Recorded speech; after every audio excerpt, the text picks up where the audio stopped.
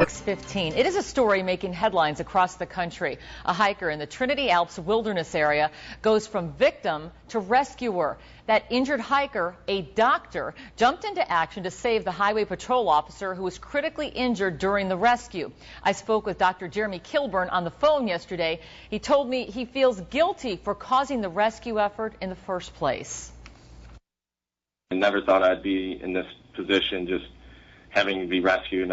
And all of a sudden, like, everything changed in the blink of an eye. Dr. Jeremy Kilburn never thought his hike through the Shasta Trinity National Forest would turn into a national news story. The Air Force doctor lives in Las Vegas. He and a lifelong friend randomly picked Big Bear Lake as the perfect spot for a getaway and weekend hike. We just Googled around, and since it was a July 4th weekend, we were trying to get someplace that wasn't overly popular or populated.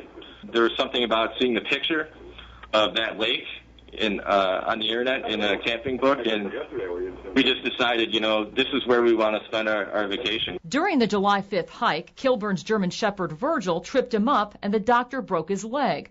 When a rescue medevac helicopter arrived from Redding 3 hours later, he thought his ordeal was over, but it was just the beginning. I heard this terrible thud, and I heard someone, scream, "Oh my God," or something like that. And I saw that Officer Stanley was on the ground. While trying to reach Kilburn, CHP flight officer and paramedic Tony Stanley was hit in the head by the helicopter's rotor. Kilburn is a critical care doctor based at Nellis Air Force Base and is an expert in head wounds.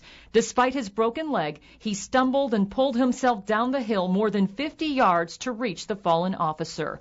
It would be nicer to say that I was in terrible pain and I just ignored it and pushed through, but I had so much adrenaline going through that I literally forgot about my leg. Kilburn worked on helping Officer Stanley breathe while directing a fellow hiker how to put pressure on the officer's wounds, all while the helicopter raced both injured men back to Redding.